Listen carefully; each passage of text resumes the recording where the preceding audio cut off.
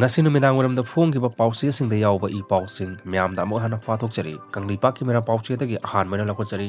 logi mating lawdana manipurgi lengak semnaba khanari L Rameswarna hairi athuba matamda center lengakna manipur lengak semdrabadi logi mating lawdana manipurgi lengak semnaba khanari haina Kairao Assembly Constituency gi MLA Laurembam Rameswarna phongdokhre wafam asi Kairao makting sabal leikai gi leirak concrete road oina semba loiraba matung MLA na miyamda khusinaba thauram amaga mari leinana paumi singna hangba wahangi paukhom piraduna phongdokhibani leikai adugi miyam puna saruk yaduna pangthokiba asamba thauram aduga mari leinana MLA Rameswarna makhatana phongdokhibada Kairao AC gi MLA ama oina chakwa thaurangi lamda paikhatpham thokpa chakwa thaurangi thabak kaya paikhalli Manipur gi lengak ama athuba matamda semnaba MLA singna yamna kanna honari tangai phadrabadi logi mating lawduna lengak semnaba wafamsu khanari haikhi Manipur gi miyam khangen pham yawraba matam asida pham munnabagi amadi Yubi lakpi sanabagi matam natte Joychandrana hairi kanglipakki mera pawchedagi lokachabani haukiba sahi lisingani kulhumdoi gi me ahumdagi hauna Manipur da thokliba lan asina maram oiduna Manipur miyam kham thengna waraba khangen pham yawraba matam asida lengak loi oriba MLA singna pham munnabagi matam amadi UB lakpi sanabagi matam natte haibasi miyam ge mihut oriba singna khangbiyu karigumba Manipur kangkhong sairabadi madugi tekchak pumba miyam ge mahut oriba singna pugadabani haina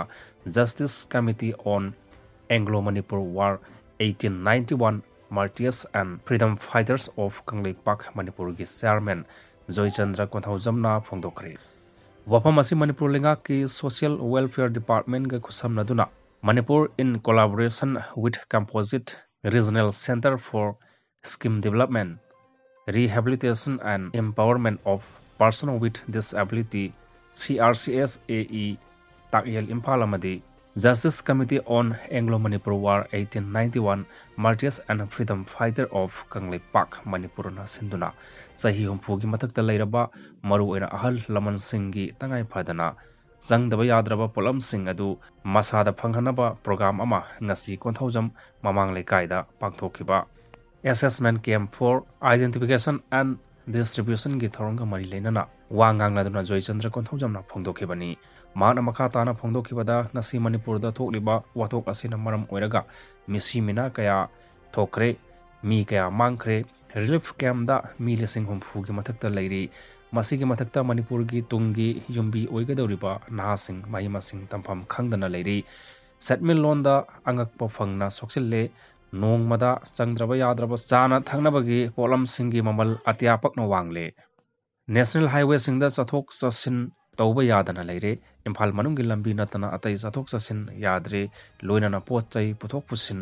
tawbada lut tawba amati tax kaya lobana maram oiraga lamdam asigi mioi singna hingbada nongmagi sangdaba yadraba polam sing India ki atopa state kaya ga sangdamnabada khwaidagi port ki mamal tangba haibadu oire haiki mahakna makhatana hai aikoi Manipur gi hojik oiriba phibam asida lusingba singna kari firep logadage haibasi khanma matam yaure lebak myamnasu lakadaba election da karamba mioi khangadage haibasi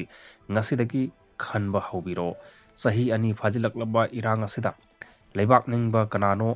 lebakpu yanthokke tawbana kanano haiba adu myamna masak khangjinbiro makhatana asigumba wathok thoktanaba honarasi election da ariambada chakcha yuthak tawduna paisa manghanba amadi election da paisa da mantiknabagi thabak toklasi Imalaipak Manipur Maitai Khunai kanabagi damakta ngasigi myam CSO singna lofam thokpa thodang adu chapchana lominaresi hainasu phongdokhi Separate Administration haibasi mangna mangra tanbagumbani Robin Mangangna hairi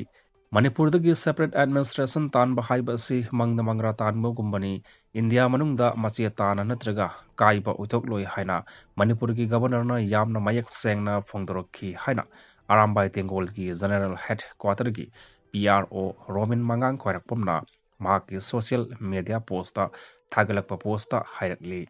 post aduna hai ngarang Arambai Tengol gi lusing purel korongan ba yauna tim amana Manipur gi governor ga unaduna hojik oiriba lamdam asigi phibam asigi matangda wari sanakhiba adu afaba ngakta oikhi Arambai Tengonasu ꯂꯩꯕꯥꯛ ꯃꯥꯡꯅꯕ ꯈꯛ ꯇꯧꯔꯣꯏ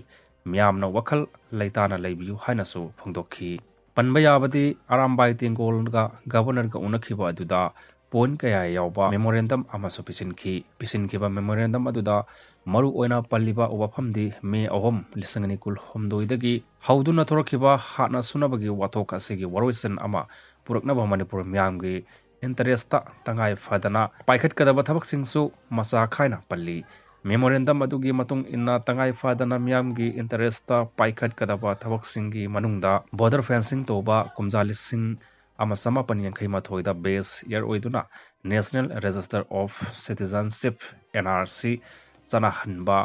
illegal immigrants ꯈꯨꯗꯤꯡꯃꯛ ꯃꯅꯤꯄꯨꯔꯗꯒꯤ ꯃꯔꯝꯗꯝꯗ ꯍꯜꯍꯟꯈꯤꯕ suspension of operation ꯁꯨ ꯍꯟꯗꯣꯛꯄ ꯑꯃꯗꯤ ꯁꯨ ꯚꯥꯏꯑꯣꯂꯦꯠ ꯇꯧꯕ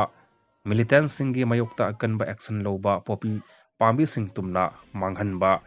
ꯏꯂꯤꯒꯦꯜ ꯏꯃꯤꯒ꯭ꯔꯦꯟꯠꯁꯤꯡꯕꯨ ꯁꯦꯗꯨꯜ ꯇ꯭ꯔꯥꯏꯕꯇꯒꯤ ꯂꯧꯊꯣꯛꯄ ꯀꯃꯤꯁꯟ ꯇ꯭ꯔꯥꯏꯕꯨꯅꯦꯜ ꯑꯃꯗꯤ ꯀꯣꯔꯠꯅ ꯆꯤꯡꯕꯅ ꯑꯔꯥꯝꯕꯥꯏ ꯇꯦꯡꯒꯣꯜ ꯌꯥꯎꯅ ꯚꯤꯂꯦꯖ ꯚꯣꯂꯨꯟꯇꯤꯌꯔꯁꯤꯡꯕꯨ ꯐꯥꯕ ꯅꯠꯇ꯭ꯔꯒ ꯂꯤꯒꯦꯜ ꯑꯦꯛꯁꯟ ꯂꯧꯈꯠꯍꯟꯗꯕ ꯆꯤꯡ ꯑꯃꯗꯤ ꯇꯝ ꯑꯅꯤꯃꯛꯇ ꯆꯞ ꯃꯥꯟꯅꯅ ꯆꯠꯅꯍꯟꯅꯕ MLRN LR Act 1960 ꯑꯦꯃꯦꯟ ꯇꯧꯕ ꯑꯃꯗꯤ ꯃꯤꯇꯩꯒꯤ ꯁꯦꯗꯨꯜ ꯇ꯭ꯔꯥꯏꯕ ꯁ꯭ꯇꯦꯇꯁ ꯑꯃꯨꯛ ꯍꯟꯖꯤꯜꯍꯟꯒꯗꯕꯅꯤ ꯍꯥꯏꯕ ꯋꯥꯐꯝꯁꯤꯡ ꯌꯥꯎꯔꯤ